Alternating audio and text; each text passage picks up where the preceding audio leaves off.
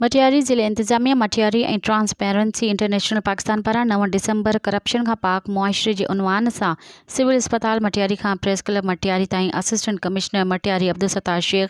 AC Hala Abid Qamar Shaikh, AC news Hyderabad Mohammad Saud Lund, circle officer Zeeshan Haider Memon ऐं ॿियनि जी सरबराही में आगाही वाक रैली कढी वई, जंहिंमें ज़िले जे मड़नी लाॻापियल खातनि जे अमलदारनि शिरकत कई। इन मौक़े ते मीडिया सां ॻाल्हाईंदे असिस्टेंट कमिश्नर मटियारी अब्दुल सत्तार शेख चए त रिश्वत असांजे मुआशरे जी तबाही जो सबबु बणिजी सघे थी, उन करे उन जो ख़ात्मो तमामु ज़रूरी आहे। इन मक़सद लाइ समाज जे हर फ़र्द खे पंहिंजो किरदारु अदा करण जी ज़रूरत आहे।